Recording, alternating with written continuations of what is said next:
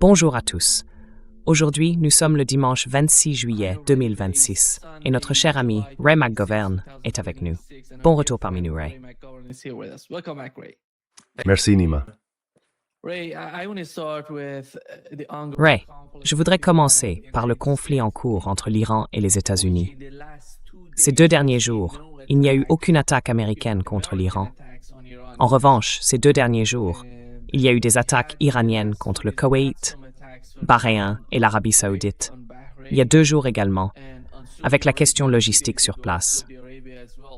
Et puis il y a le nouveau conflit entre l'Arabie saoudite et le Yémen, qui complique d'une certaine manière toute la situation en Asie occidentale. Car il n'y avait pas eu d'attaque entre les 2 camps. Le Yémen subissait un siège depuis 12 ans. Puis le Yémen est sorti et a dit « Nous allons mettre fin au siège en imposant un blocus à l'Arabie saoudite. » L'Arabie saoudite est sous une pression énorme en raison de la situation dans le détroit d'Ormuz.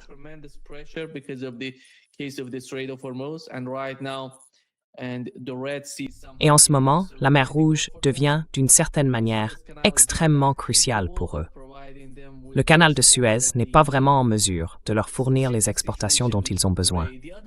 C'est la situation, Ray. L'autre point très important, c'est la façon dont les 2 guerres se rejoignent, d'une certaine manière. La guerre en Ukraine et la guerre au Moyen-Orient. Nous avons eu une attaque ukrainienne contre un cargo, un navire iranien allant de la Russie vers l'Iran. C'était une forme d'escalade, parce que nous n'avions pas vu ça auparavant. Et la réponse iranienne a été « Nous allons préserver notre droit de répondre à cette attaque. » Voilà ce qui se passe, Ray. Et voici ce que Mike Wolff a dit au sujet des stocks aux États-Unis et de ce que ça signifie pour le conflit en cours, la guerre en cours entre les États-Unis et l'Iran. Voici ce qu'il a dit, Ray.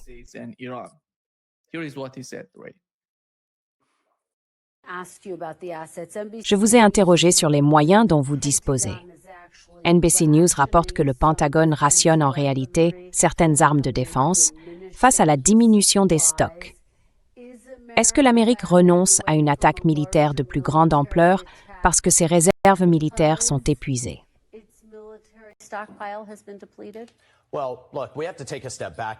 Eh bien, écoutez, il faut prendre un peu de recul. Beaucoup de stocks ont été épuisés, pas seulement parce que nous avons donné à l'Ukraine ces 4 ou 5 dernières années, peu importe le nombre exact d'années. L'administration a hérité, le secrétaire Hegseth a hérité, d'une situation de pénurie, non seulement à cause de l'Ukraine, mais aussi du combat en cours contre les Houthis sous l'administration Biden, ainsi que d'une armée affaiblie sous l'administration Biden. Ils ont donc décidé, premièrement, de se tourner vers de nouveaux types de munitions, des munitions moins coûteuses, de nouvelles technologies, mais aussi, grâce à ces nouveaux budgets de défense, de reconstruire notre grande armée. Cependant, je veux être clair. Non, je veux reconnaître que à bout. Je veux être parfaitement clair. L'armée américaine, et je l'ai vérifié sous tous les angles, a tout ce dont elle a besoin pour mener cette campagne aussi efficacement qu'il le faut. Et je dois vous dire que les personnes qui divulguent ces absurdités méritent d'aller en prison.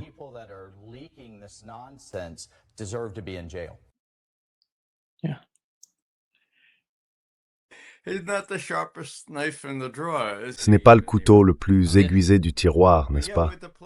Je veux dire, oui, nos stocks sont épuisés. Mais les gens qui répandent cette rumeur selon laquelle nos stocks sont épuisés, oui, ils devraient être, enfin, peu importe. Je veux dire, c'est là. Allô? Vous pouvez blâmer l'administration Biden, vous pouvez blâmer Bill Clinton, vous pouvez blâmer n'importe qui. Mais vous savez, quand ce nouveau président est arrivé et qu'il a choisi ce brillant analyste, Mike Waltz, comme conseiller à la sécurité nationale, d'accord, et que maintenant il l'a envoyé à l'ONU, il aurait semblé nécessaire qu'il dise « Oh mon Dieu, regardons nos stocks. Voyons si nous avons assez de Tomahawk et assez de Patriot et vérifions si les Patriots fonctionnent. »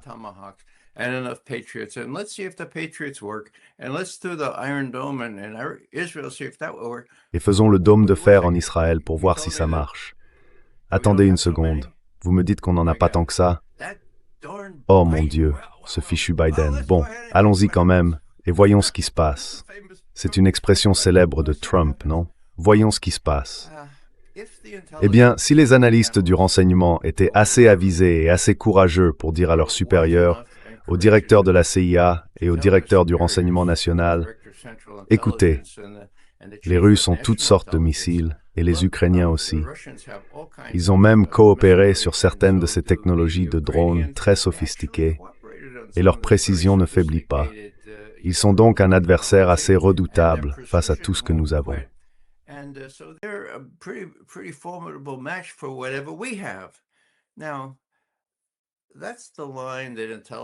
Voilà la ligne que les analystes du renseignement aux États-Unis ne franchissent pas. Ils ne disent pas au président ce que nous avons, c'est l'armée qui le dit au président. Et quand les généraux sont promus à 2, 3 ou 4 étoiles, ils cherchent surtout à se faire bien voir du président, puis à prendre leur retraite avec beaucoup d'argent de Raytheon, de General Dynamics et des autres. La CIA a donc peut-être fait son travail en expliquant quel formidable arsenal de missiles les Russes ont développé au cours des 10 dernières années, après avoir renoncé à négocier toute limitation sur les missiles antibalistiques ou quoi que ce soit de ce genre. Donc, à mon avis, l'administration était bien informée des capacités de la Russie. Reste à savoir si on lui a dit la vérité sur les stocks.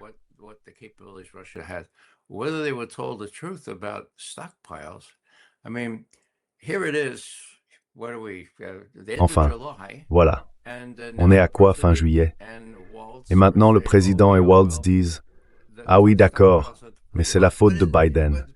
C'est nous qui avons déclenché la guerre, mais c'est quand même la faute de Biden. » Le fond du problème, c'est que les Russes et les Iraniens n'ont pas attendu le début des hostilités.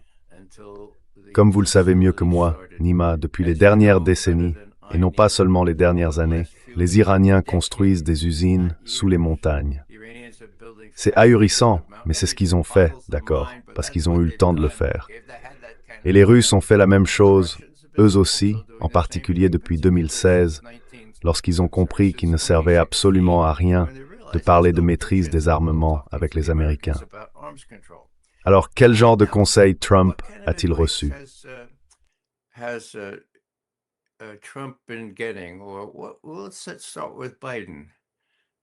Bon, commençons par Biden. Prenons l'Ukraine. Et puisque je m'y connais un peu en renseignement, laissez-moi rappeler 2 ou 3 choses. Le 24 février 2022, l'invasion de l'Ukraine.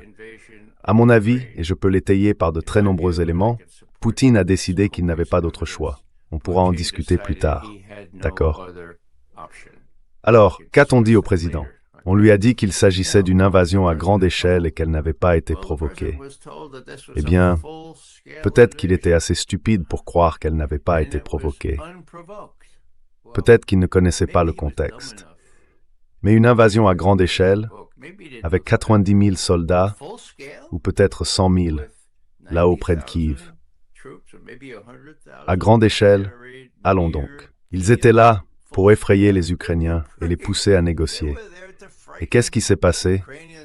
Ils les ont effectivement effrayés et sont parvenus à un accord avec l'un des meilleurs amis de Zelensky.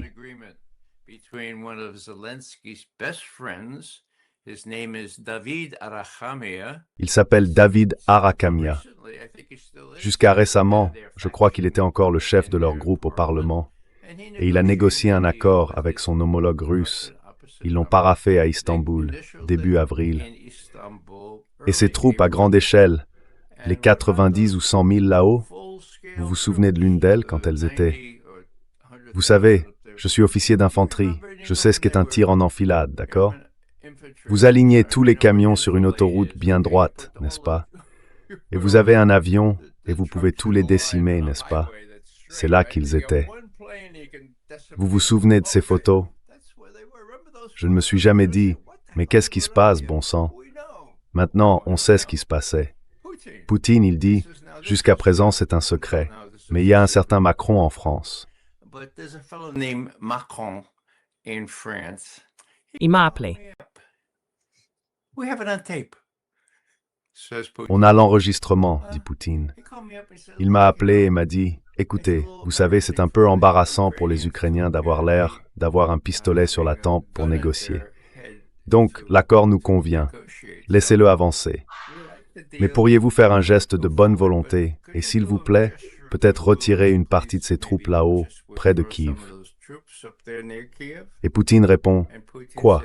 Oui, c'est tout ce que j'ai à faire. Les ramener. Et vous savez, on conclura l'affaire. » Alors Poutine a dit, je n'avais aucune raison de ne pas le croire. Et j'ai dit, j'ai l'enregistrement. C'est donc ce qu'on a fait. Et puis tout à coup, Boris Johnson arrive de Grande-Bretagne et dit, pas d'accord, ce n'est pas de ça qu'il s'agit.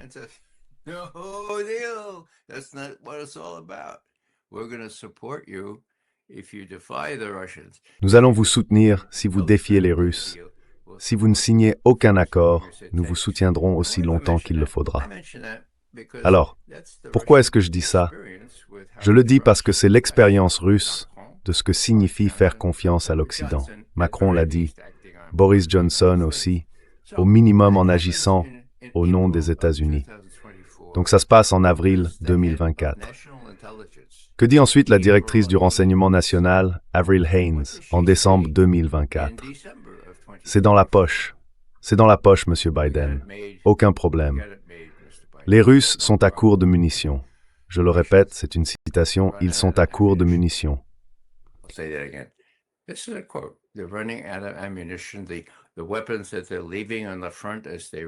Les armes qu'ils abandonnent sur le front en se repliant, ils ne peuvent pas les remplacer parce qu'ils n'ont aucune capacité nationale pour en fabriquer davantage. Je le répète, les Russes, selon la directrice du renseignement national, Avril Haines, nous sommes en décembre 2024. Les Russes n'ont aucune capacité nationale pour produire les armes dont ils ont besoin, du type de celles qu'ils abandonnent en désordre sur le champ de bataille. Alors, que se passe-t-il ensuite? Et je vais terminer là-dessus. Au début de l'été, le chef de la CIA, qui est maintenant juste sous l'autorité de la directrice du renseignement national, se rend à Kiev. Et il dit alors, « Comment ça se passe, Volodymyr Zelensky? Dites-moi, je vais voir le président à Helsinki dans très peu de temps. » Et Zelensky répond, « Oh, on est bien, la Russie a déjà perdu. »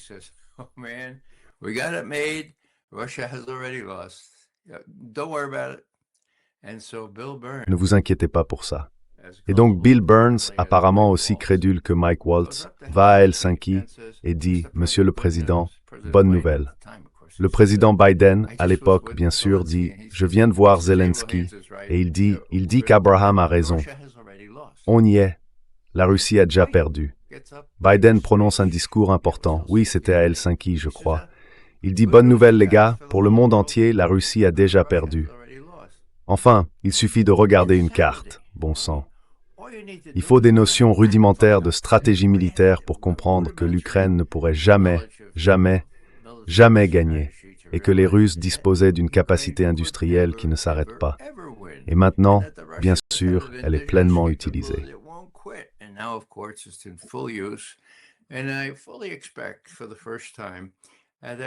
Et pour la première fois, je m'attends pleinement à ce que face à toutes ces attaques embarrassantes contre les entrepôts équivalents à ceux d'Amazon, Poutine, pour une fois, et c'est nouveau dans mon jugement, je pense que puisqu'il dispose d'un Oreknik, il pourrait être tenté de l'utiliser contre un centre décisionnel à Kiev.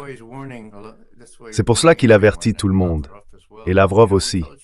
Écoutez, vous savez, on vous a dit de dégager, de quitter la ville, il y a un mois. Vous devriez peut-être le faire, parce que nous avons cette capacité. Nous allons l'utiliser. Là où je diverge de beaucoup de mes collègues analystes, c'est simplement que je ne pense pas que Poutine ait quoi que ce soit à gagner à utiliser des missiles ou des drones contre des pays de l'OTAN. Et je crois que nous en avons déjà parlé. Le rapport coût-bénéfice ne fonctionne tout simplement pas pour Poutine. L'OTAN n'est rien sans les États-Unis. NATO is nothing without the United States. Why do anything Pourquoi faire quoi que ce soit qui provoquerait un pays comme l'Estonie en attaquant des bases estoniennes utilisées pour... Enfin, si elles étaient utilisées pour envoyer des drones sur la Russie, ce qui n'est pas le cas. Mais si ça arrivait, Vous voyez, qu'est-ce que ça voudrait dire? Eh bien, est-ce que Trump réagirait si l'Estonie disait « Oh, article 5, article 5. Si l'un est attaqué, nous le sommes tous, allons-y. » Encore une fois, vous savez, Poutine consulterait ses conseillers et dirait « Selon vous, quelles sont les chances? 10%. Quelles sont les chances que Trump se laisse entraîner là-dedans? 10%. Alors, vous m'avez dit la semaine dernière, vous, chef de la division psychologique du SRV, vous m'avez dit que, comment déjà décriviez-vous Trump? Dites-le aux autres. Totalement imprévisible, lunatique. Il ne réagit qu'à l'émotion. On a renoncé à essayer de prévoir ce qu'il va faire. Ah d'accord, donc vous dites 10%, c'est beaucoup trop élevé, bon sang. Elle n'est pas obligée de faire ça, bon sang. Et donc, je pense que l'Europe, les bases qui fabriquent ces armes en Europe, sont pour l'instant en sécurité. Principalement parce que Poutine n'a pas besoin de faire ça. Et les risques qu'il prendrait, même s'ils sont considérés comme minimes par tout le monde, ne vaudraient pas le danger qu'un Trump versatile et imprévisible réagisse et que l'OTAN soit revigorée. Et c'est la dernière chose que veulent les Russes. Les Russes ont regardé tout ça. Les gens disent « Oh, la Russie a détruit l'OTAN ». Non, non. L'OTAN s'est détruite elle-même.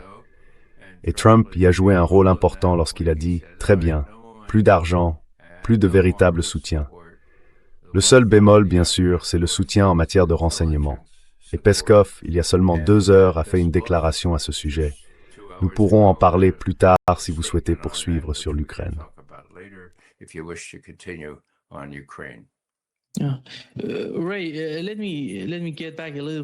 Oui.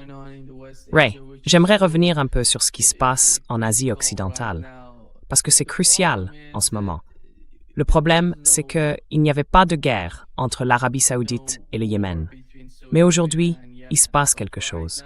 Et l'Arabie saoudite, beaucoup de gens ont été déconcertés par l'attaque saoudienne contre le Yémen, contre l'aéroport international de Sanaa, puis plus tard contre le port de Hodeïda.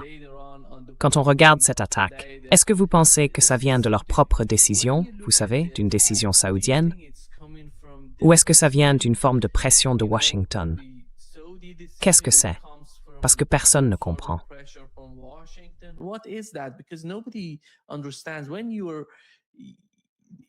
La situation de l'Arabie saoudite est très fragile, comme je l'ai dit, à cause du détroit d'Ormuz. Le seul pays, je dirais, qui était en mesure d'exporter du pétrole, du gaz et d'autres produits énergétiques, c'était l'Arabie saoudite, grâce à son accès à la mer Rouge. En ce moment, ils ont fait quelque chose de tellement stupide, à mon avis, contre le Yémen, que cela se retourne contre eux. L'attaque contre Aramco. Je ne sais pas, combien de temps faut-il pour réparer? Vous savez ces dégâts chez Aramco? Sur les oléoducs, il y avait hier certains rapports concernant l'oléoduc de Yanbu et le port. C'est la nouvelle phase du Moyen-Orient et la nouvelle phase de la guerre. Quelle est votre analyse de l'Arabie saoudite?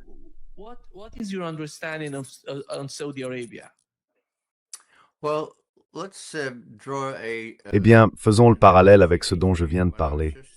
Les États-Unis, Boris Johnson et d'autres ont dit aux Ukrainiens « Oui, mettez-leur un coup dur, infligez-leur une défaite stratégique, et nous serons avec vous aussi longtemps qu'il le faudra. » Nous voulions que cette guerre continue, parce que nous la voyons, nous, l'administration américaine, comme un moyen d'affaiblir la Russie.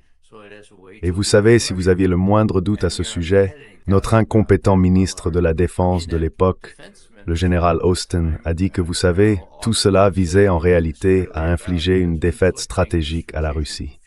Enfin bref, voilà le parallèle. Quelqu'un veut que cette guerre continue.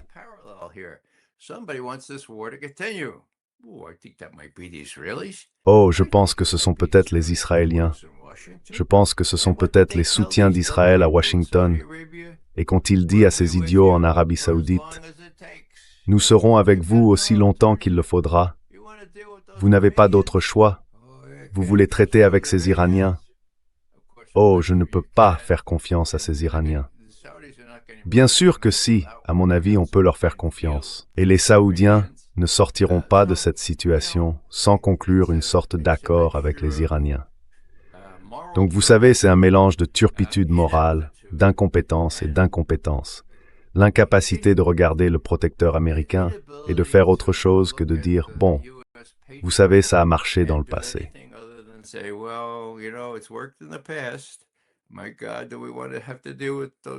Mon Dieu, est-ce qu'on veut vraiment avoir affaire à ces Iraniens, à ces chiites? Mon Dieu, non. On va rester là. Et c'est vraiment pour ça que j'ai pris cette direction. Vous avez commencé à expliquer ce que les Saoudiens ont fait, c'était complètement fou. Enfin, ces gens revenaient des funérailles à Téhéran, c'est ça? Et donc, ils ont bombardé l'aérodrome, ils ne pouvaient pas atterrir. Beaucoup étaient malades.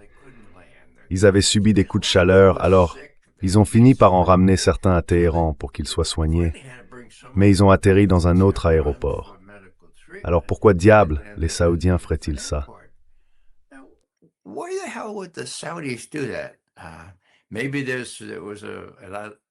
Peut-être qu'il y avait un type un peu étrange dans leur force aérienne qui s'est dit « Oh, ce serait amusant à faire ». Mais ensuite, les Iraniens ont riposté. Et bien sûr, on a eu un échange de coups. D'abord, si je me souviens bien, les Iraniens ont frappé 2 navires qui tentaient de sortir du détroit de Bab el-Mandeb. Et puis, il y a eu ce qui s'est passé récemment, bien sûr. Ces navires ont été touchés, puis il y a eu les frappes contre Aramco. Alors, peut-être que c'était de l'arrogance. Aramco, mon Dieu, c'est un peu comme la Sainte Trinité. Je veux dire, on n'attaque pas Chevron, c'est américain, c'est Aramco. Il y a toute une histoire derrière ça. Eh bien, cette histoire appartient désormais au livre d'histoire.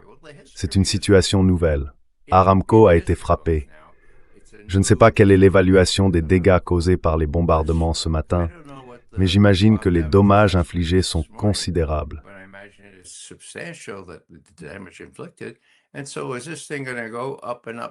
Et donc, est-ce que ça va continuer à monter, monter, monter?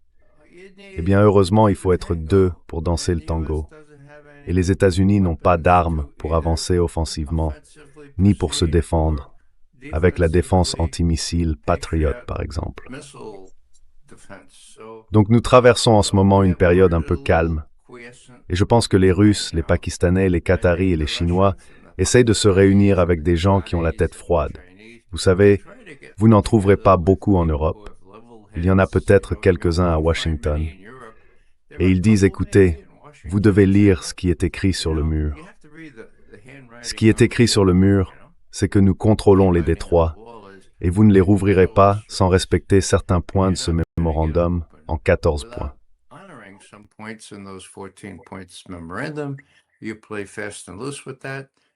Vous avez pris des libertés avec ça, juste pour obtenir une sorte de cessez-le-feu.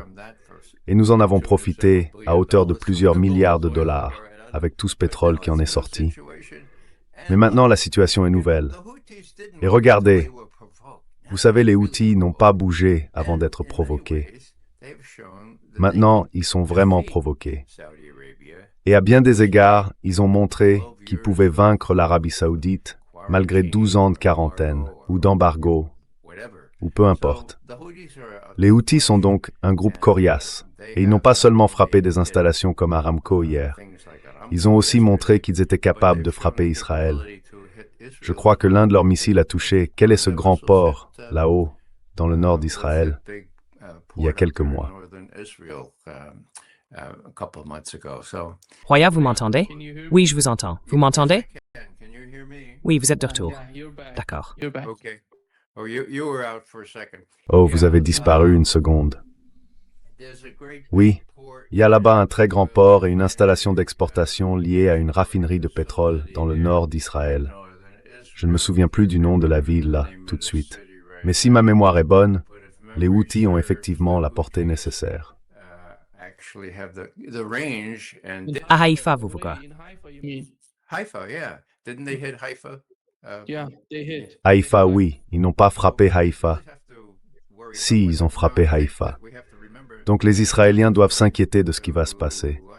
Je pense qu'il faut se rappeler que Netanyahou arrive à Washington mardi, je crois, mon Dieu. Et ensuite, il va descendre en Caroline du Sud pour les funérailles de Lindsey Graham. Ce serait crucial. Ces discussions resteront soit dans ce monde irréel où l'on continue la guerre avec une dépression imminente dans l'économie mondiale, soit elles essaieront de trouver une forme d'accord. Vous savez, je pense que les Iraniens sont prêts à négocier, mais ils ne sont pas prêts à négocier d'une manière qui laisse penser aux États-Unis qu'ils ont l'avantage qu'ils peuvent soutenir Israël aussi longtemps qu'il le faudra.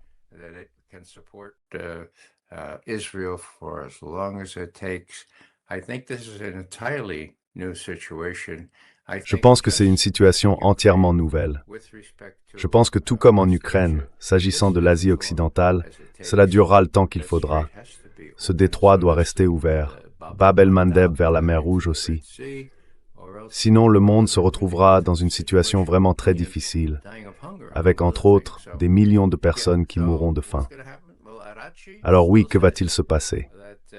Eh bien, Arakchi dit toujours, vous savez, que nous n'avons jamais refusé de parler, mais que nous parlerons à ces conditions-là, si je comprends bien. Les Russes ont dit, nous faciliterons toutes les discussions nécessaires. Une dernière chose, la question nucléaire, c'est un faux problème. On peut la régler facilement.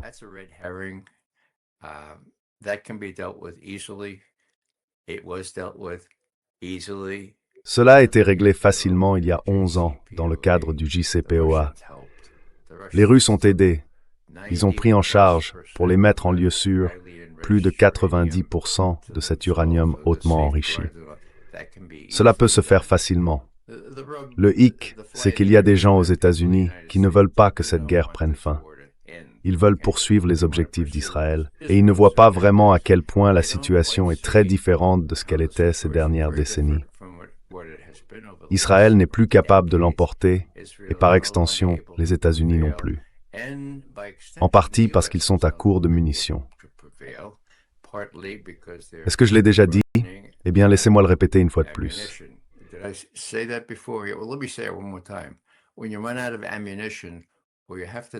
Quand vous n'avez plus de munitions, eh bien, vous devez rentrer la queue entre les jambes et conclure le meilleur accord possible. Un autre facteur entre en jeu ici. Il y a 4 ans, j'ai été sacrément surpris quand la Russie a conclu un traité de défense mutuelle avec la Corée du Nord. Je veux dire, j'ai été choqué quand il y a 3 ans, nous avons compris que la Russie avait donné à la Corée du Nord son missile balistique intercontinental, ou ICBM, le deuxième plus sophistiqué. Il peut atteindre n'importe quelle cible, de l'Alaska jusqu'à Mar-a-Lago. Alors qu'est-ce que ça signifie? Ça signifie que la Corée du Nord fait désormais partie de l'équation. Ils se sont présentés dans la région de Koursk quand les Ukrainiens ont fait cette chose stupide, envahir le territoire russe, proprement dit.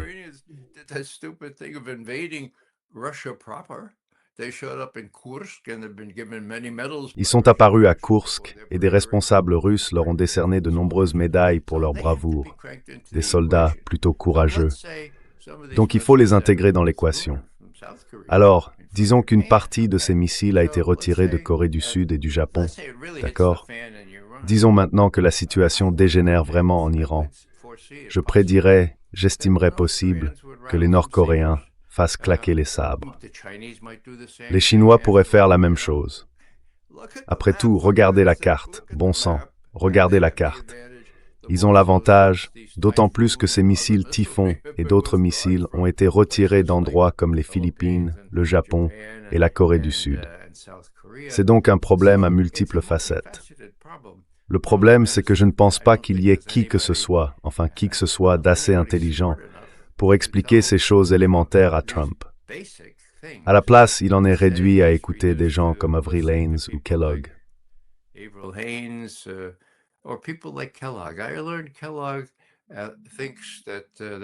J'ai appris que Kellogg pense que, comment s'appelle-t-elle, Hill, un nom irlandais, Fiona Hill, il pense que c'est la meilleure experte de la Russie qui ait jamais existé sur cette terre. Or, elle a étudié avec Richard Pipes à Harvard. Ceux qui savent qui c'est s'en souviendront, c'était un émigré polonais, très intelligent. Les dégâts que lui et Brzezinski pouvaient causer. Alors voilà Kellogg qui déclare ouvertement, il y a tout juste une semaine, « Tout ce que je sais sur la Russie, je le dois à Fiona Hill, c'est la meilleure. Elle était responsable nationale du renseignement, c'est-à-dire le niveau juste en dessous du directeur du renseignement national, quand Condoleezza Rice, Dick Cheney et George Bush ont décidé « Faisons entrer l'Ukraine dans l'OTAN ». C'était en avril, pas Avril Haines, mais avril 2008. D'accord? Ils sont allés là où se tenait le sommet. La chancelière allemande, Angela Merkel et je crois Hollande pour la France ont dit « C'est insensé ».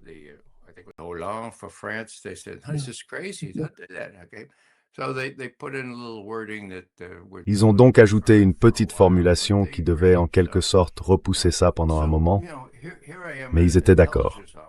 Alors voilà, moi je suis officier du renseignement, je suis chargé de l'analyse sur la Russie. Qu'est-ce que je dis au président Bush et à Cheney? Je leur dis c'est complètement fou, vous allez jamais...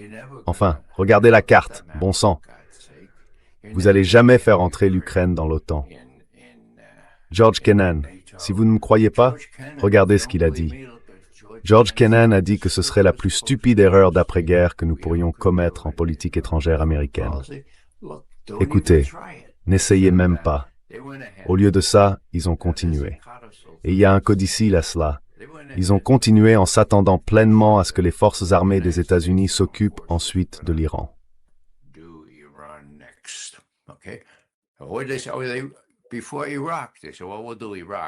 Avant l'Irak, ils disaient, bon, on va faire l'Irak, oui, encore une fois, pour Israël. Avec le recul, c'est très clair maintenant, surtout pour Israël. On va faire l'Irak.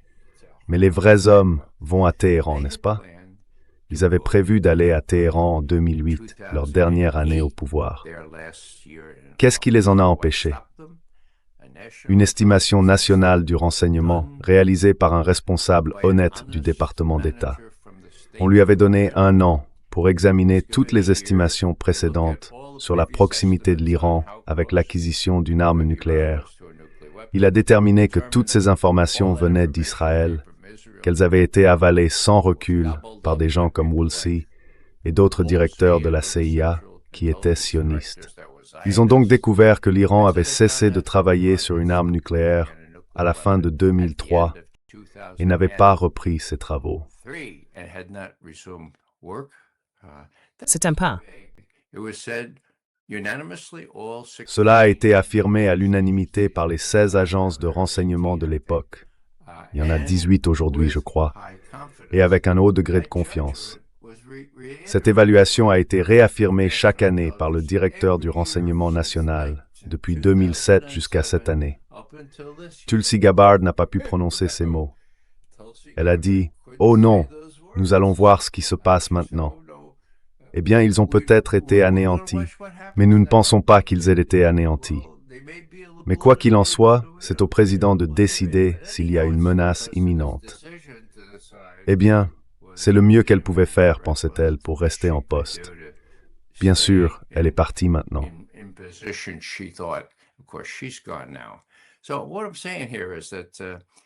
Donc ce que je dis ici, c'est que c'est une contre-vérité. Il y a une fatwa contre ça. Comme vous le savez, beaucoup de gens disent « Oh, maintenant l'Iran va forcément chercher à se doter de l'arme nucléaire. » Je ne le pense pas. Je pense que nous le saurons s'ils font ça. Et j'ai demandé à Joe Kent, nous étions ensemble vendredi, je lui ai dit « Eh bien, Bill Burns, l'ancien directeur de la CIA, environ 3 semaines avant de quitter ses fonctions, on lui a demandé « À quel point sommes-nous certains que l'Iran ne travaillait pas sur une arme nucléaire ?»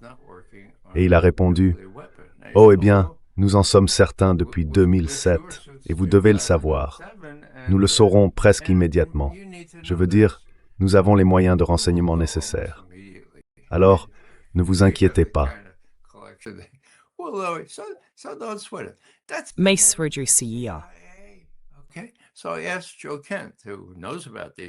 J'ai donc posé la question à Joe Kent, qui connaît ces sujets puisqu'il est juste en dessous du directeur du renseignement national. Je lui ai dit « Joe, qu'est-ce que tu en penses maintenant ?» Et il m'a répondu « Eh bien oui. Oui, la plupart de ces choses viennent d'Israël. Et bon, on en parle beaucoup maintenant, mais oui, c'est comme ça que ça s'est passé dans le passé. Et vous savez, on ne sait pas. Donc en réalité, on ne sait pas. Et mon point de vue, comme beaucoup l'ont aussi dit, c'est que le contrôle du détroit d'Ormuz et maintenant de Bab el-Mandeb, ce sont là 2 mini-bombes nucléaires.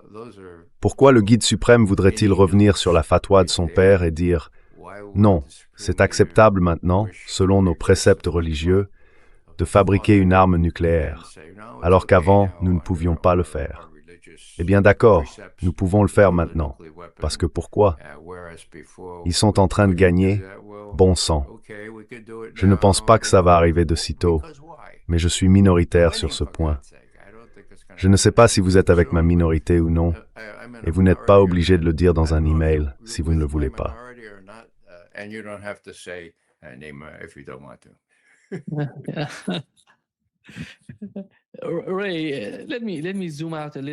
Ray, prenons un peu de recul.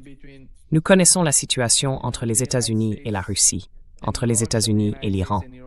Et ces pays se rapprochent avec la Chine, l'Iran et la Russie. À mon avis, ils discutent en coulisses. Nous ne savons pas quel est le contenu de ces discussions, mais nous pouvons spéculer sur ce qui se passe en arrière-plan. On le voit, parce que l'Iran et la Russie affrontent les États-Unis. La Chine est en quelque sorte en retrait et les aide.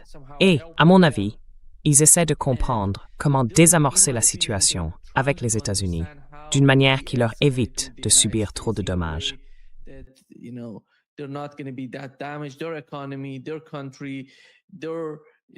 Leur économie, leur pays. Vous savez, on ne voit pas vraiment en Russie un grand désir de faire la guerre, de la poursuivre. On ne voit pas ça non plus en Iran.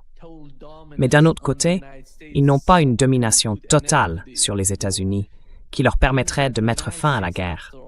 Cela veut dire qu'en fin de compte, les États-Unis doivent décider, veulent-ils poursuivre la guerre? Veulent-ils vraiment la poursuivre? Veulent-ils y mettre fin? Est-ce bénéfique pour les États-Unis de continuer ainsi? Ce sont les grandes questions. Et la Chine observe tout cela. Je dirais, avec la poursuite de la guerre entre l'Iran et les États-Unis, la Russie serait dans une meilleure position au fil du temps. La Chine serait dans une meilleure position.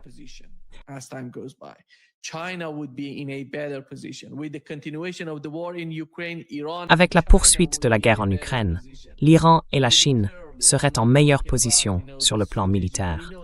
Je ne parle pas de stratégie. Nous savons que ces pays se préoccupent les uns des autres, parce que vous savez, si l'Iran tombe, ce serait un énorme problème pour la Russie et la Chine. Si la Russie tombe, ce sera un énorme problème pour l'Iran et la Chine. Je ne parle pas du plan militaire. Quand vous vous épuisez, comme c'est le cas, les chiffres comptent. Et c'est là le problème. Comment voyez-vous les États-Unis, Ray, et la manière dont ces pays observent la guerre en cours entre l'Ouest et l'Est? Il doit se passer quelque chose en interne à Washington, compte tenu des discussions en cours entre la Russie, la Chine et l'Iran.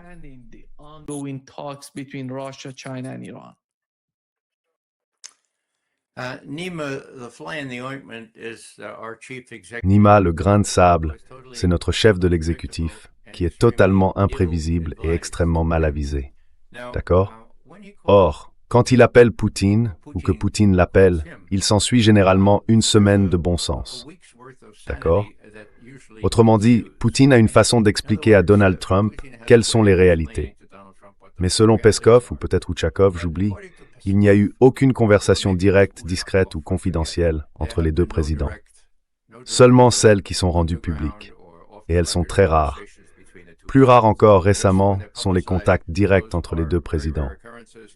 Maintenant, les gens sous Trump, je déteste le dire comme ça. Enfin, ce serait bien.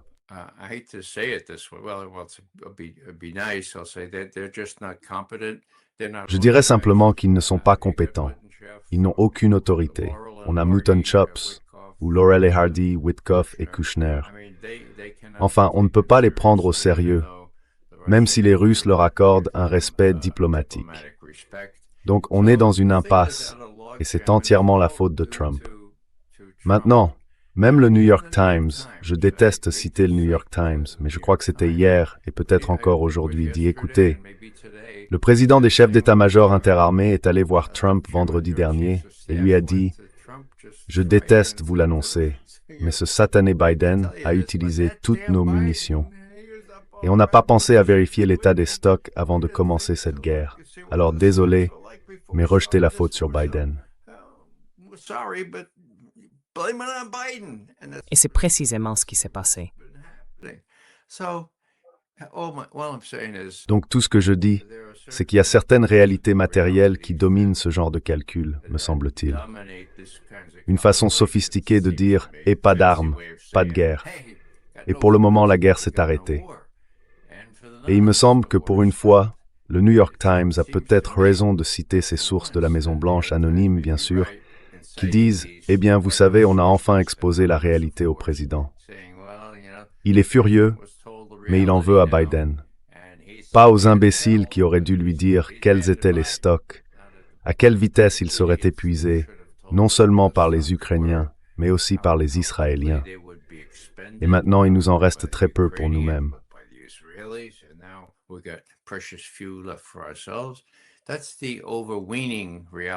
C'est la réalité écrasante aujourd'hui, me semble-t-il. Et il n'y a aucun moyen d'acheminer des patriotes là où on en a besoin. Il n'y en a pas, d'accord. C'est ça, le problème. Notre défense, on construit des F-35 à 300 millions l'unité. Et est-ce qu'il fonctionne? Eh bien non, on ne peut pas installer le radar pour l'instant parce qu'il ne fonctionne pas vraiment. Enfin, soyez sérieux. Ce qui rapporte beaucoup d'argent dans tout ça, évidemment, c'est le complexe militaro-industriel. Et vous savez, certaines personnes auraient dû le comprendre. Mais Trump lui-même tire profit de cette guerre, comme on le sait. Il est plus riche de plusieurs milliards de dollars qu'au début de tout ça.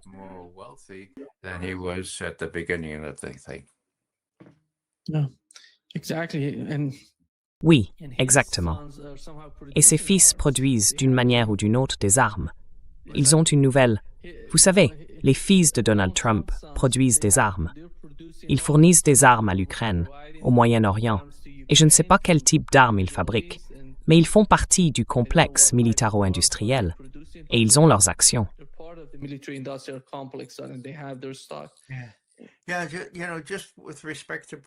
Oui. Vous savez, concernant la fourniture d'armes à l'Ukraine, c'est pour ça qu'il est vraiment important que nous ayons promis de rester aux côtés des Ukrainiens aussi longtemps qu'il le faudra. Parce que maintenant, aussi longtemps qu'il le faudra, c'est maintenant, vu que nous n'avons plus d'armes. Or, il y a cette fiction au sommet de l'OTAN, à La Haye. Il y a 1 an, Trump est arrivé, et le chef de l'OTAN a dit « Oh, papa est là, papa est là ». Et ce que Trump a démontré être, c'est ce qu'il appelait un mauvais payeur. Autrement dit, c'est papa, mais il ne va pas payer de pension alimentaire pour les enfants. Il ne va pas payer de pension à son ex-femme, ni quoi que ce soit d'autre. Il ne paiera rien. Il serait heureux de vendre des armes que les Européens ne peuvent pas se permettre d'acheter. Mais disons qu'ils empruntent de l'argent, achètent les armes, puis les donnent aux Ukrainiens.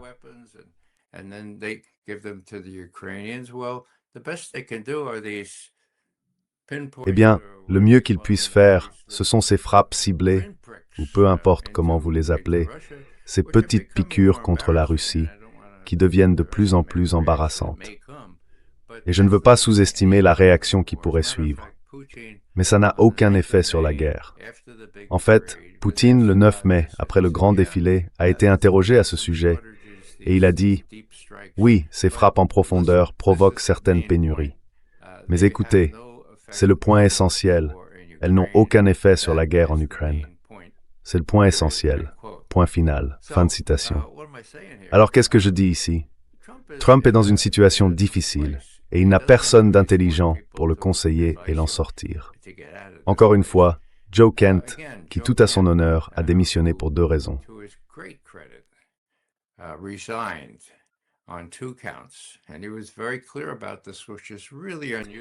Et il a été très clair là-dessus, ce qui est vraiment inhabituel pour quelqu'un qui se trouve tout en haut de la communauté du renseignement. Il était directeur du Centre national de contre-espionnage. Et il a dit « J'ai démissionné pour 2 raisons. La première, c'est qu'il n'y avait aucune menace imminente d'attaque contre l'Iran. Et la deuxième, c'était Israël et les soutiens d'Israël à Washington. Waouh! Je veux dire, ce sont des choses majeures, d'accord? Donc, si les soutiens d'Israël à Washington ont encore une emprise sur Trump, et si pour une raison quelconque, ces documents qui montrent Trump dans des positions très compromettantes, m'a-t-on dit, sont utilisés pour le faire chanter, alors les Israéliens tiennent ce type. Et on ne peut pas prévoir, et c'est littéralement vrai, on ne peut pas prévoir ce que Trump peut faire.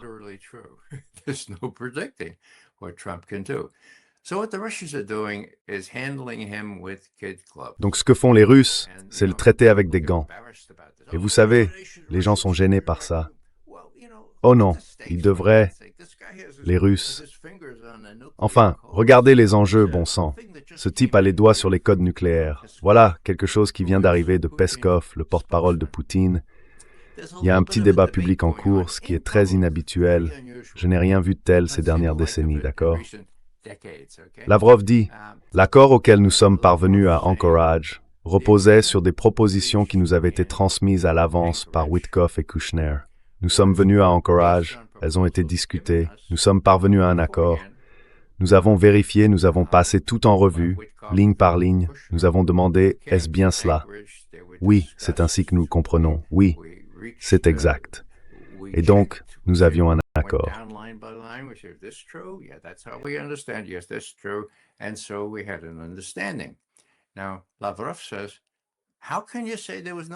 Lavrov dit alors, comment pouvez-vous dire qu'il n'y avait pas d'accord alors que vous avez fait une proposition aux États-Unis et que nous l'avons acceptée?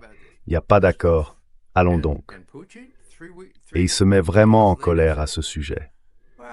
Peskov, 3 jours plus tard, dit, eh bien, vous savez, en réalité, il n'y a pas eu d'accord. Or, il y en a eu un. Et puis, vous savez, Lavrov dit la même chose. Donc, il y a beaucoup d'allers-retours. Et Lavrov, après tout, c'est le ministre des Affaires étrangères par excellence.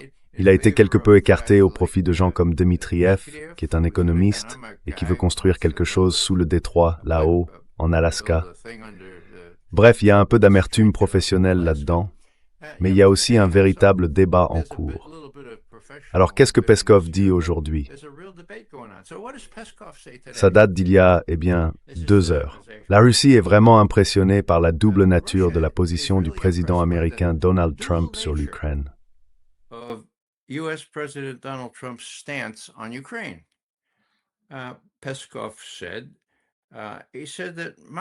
Peskov a déclaré que Moscou se félicite de la volonté affichée de Washington de contribuer à un règlement pacifique. Mais nous observons aussi ce double discours. D'un côté, ils fournissent des armes à l'Ukraine, même si le président Trump affirme qu'ils ne savent pas exactement qui reçoit ces armes, puisqu'ils les ont fournies à l'OTAN et non à l'Ukraine. Et le reste, dit Donald Trump, ne concerne pas les États-Unis.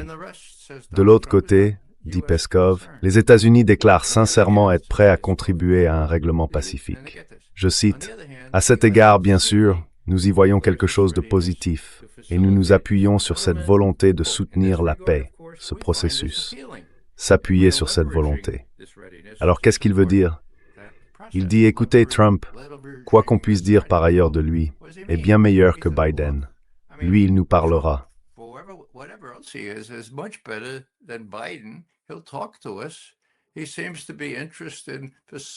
Il semble vouloir faciliter un accord sur l'Ukraine. Il ne cherche plus à tout prix à nous infliger une défaite stratégique. Enfin, c'est discutable, et Lavrov le contesterait, d'accord? Donc vous avez ce dualisme des deux côtés. Vous avez les États-Unis qui fournissent tous les renseignements et ainsi de suite. Oh non, ce n'est pas... C'est étrange, c'est l'OTAN qui fait ça. Bon oui, nous fournissons les renseignements, mais c'est l'OTAN. Et Peskov dit enfin, allez, laissez-moi rire. Ils disent qu'ils veulent faire ça, mais nous pensons qu'ils sont sincères, d'accord? Alors soit ils pensent qu'ils sont sincères, soit Poutine lui a dit de le penser. Et Lavrov lui a sérieusement remonté les bretelles en disant, écoutez, ils n'étaient pas sincères quand ils ont accepté de ne pas élargir l'OTAN. Ils n'étaient pas sincères à Istanbul quand ils ont paraphé l'accord. Mais Macron et Johnson sont entrés en scène.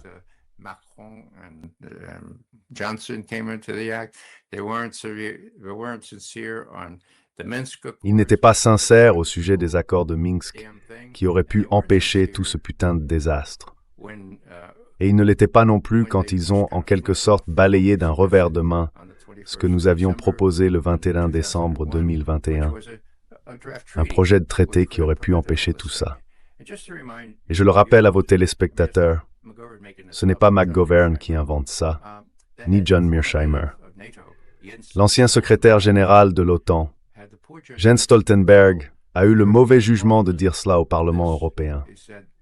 Il a dit que les Russes voulaient stopper l'élargissement de l'OTAN. Ils ont dit que si nous continuions à essayer de faire entrer l'Ukraine dans l'OTAN, ils devraient envahir l'Ukraine. Et nous avons dit non. C'était donc la condition préalable à leur invasion de l'Ukraine.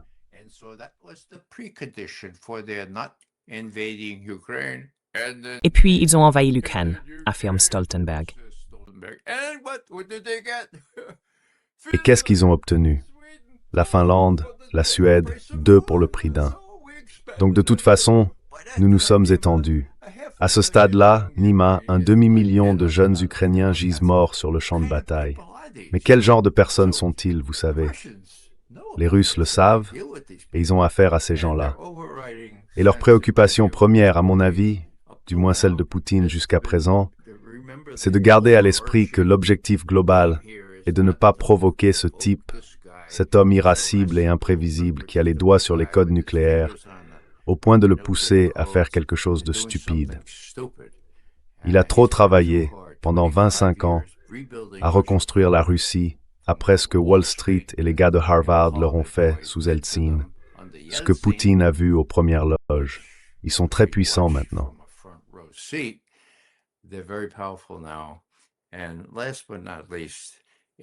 Et enfin, dernier point, mais non des moindres. À tous égards, peut-être sauf en ce qui concerne l'équation stratégique, les Russes disposent de très loin des forces armées les plus puissantes, les plus compétentes, les mieux entraînées et les plus dangereuses au monde aujourd'hui. Et cela fait longtemps que je suis là. Ça n'avait jamais été le cas auparavant. Et nous avons provoqué cela en continuant à vouloir faire entrer l'Ukraine dans l'OTAN. Et l'OTAN, sous l'influence des États-Unis, a dit « Non, nous ne nous arrêterons pas ». Or, cela peut se résoudre facilement. On peut avoir une Ukraine neutre. Enfin, la Finlande elle-même est passée par cette expérience. Regardez les livres d'histoire, bon sang. Ils ont dû faire des concessions à la Russie. Ils ont coopéré avec les nazis pour bloquer Leningrad, bon sang.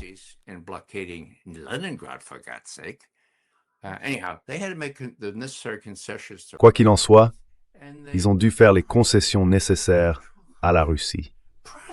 Et ils ont prospéré en tant que pays neutre. Prospéré, d'accord? Si vous avez été à Helsinki, vous savez à quel point ils ont prospéré. Donc ce que je dis, c'est que les Ukrainiens sont dans une situation plus difficile. Mais plus tôt ils ouvriront les yeux, mieux ce sera. La Russie ne veut pas prendre le contrôle de toute l'Ukraine. Elle veut simplement que l'Ukraine soit neutre. D'accord. Et qu'elle ne représente pas une menace pour la Russie elle-même. Ils pourraient prospérer. Ils ont les ressources naturelles pour prospérer. En ce moment, ils ne peuvent même pas faire sortir leurs céréales et leurs autres approvisionnements de la mer Noire hors d'Ukraine, à cause de tous les problèmes qui se déroulent là-bas, autour d'Odessa.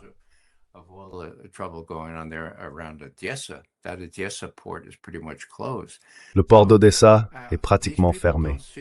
Donc ces gens-là ne voient pas la lumière parce qu'ils ne veulent pas la voir. Et Zelensky, bien sûr, subit aujourd'hui une véritable pression intérieure pour expier ses fautes. Avoir limogé un ministre de la Défense que beaucoup de gens admiraient parce qu'il pouvait frapper la Russie et avoir une nouvelle armée. Vous savez, c'est le chaos en Ukraine. J'imagine Poutine assis là, se disant « Waouh, tout ce qu'on a à faire, c'est prendre Sloviansk et Kramatorsk, et d'ici la fin de l'année, on aura ces 2 bastions essentiels, à condition d'empêcher Trump de faire quelque chose de vraiment stupide, comme donner des Tomahawks à Zelensky. » Et nous avons été confrontés à cela en octobre dernier. Je vais peut-être simplement terminer là-dessus.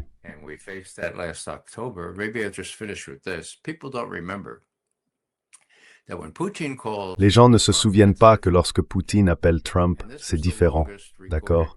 Et c'était la plus longue conversation jamais enregistrée. 2h30. 2h30. C'était en octobre dernier.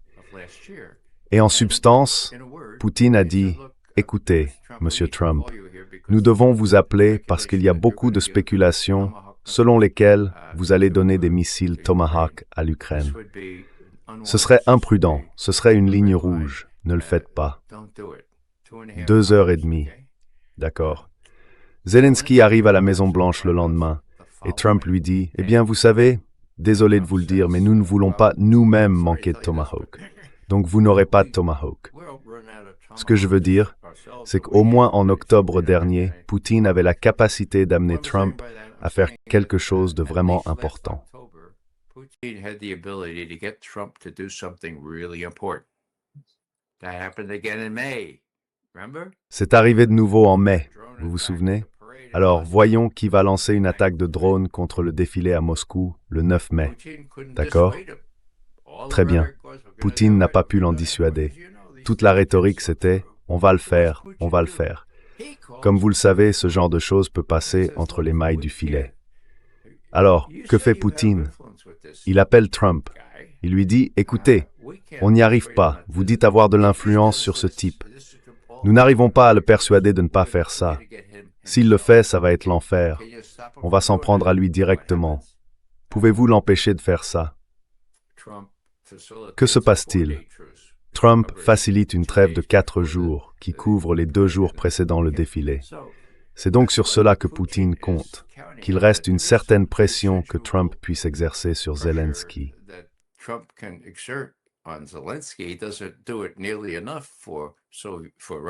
Il ne le fait pas suffisamment au goût des Russes, mais puisque c'est une possibilité, les Européens sont en quelque sorte hors jeu.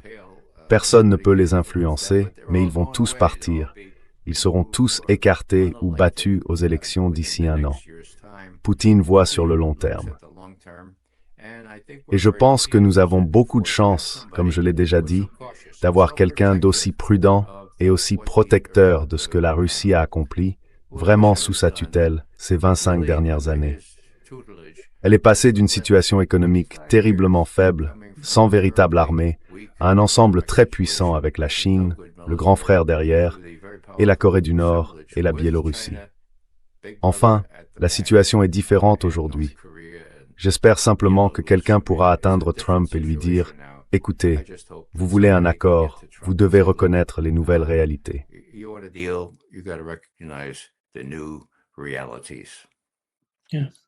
Oui, exactement.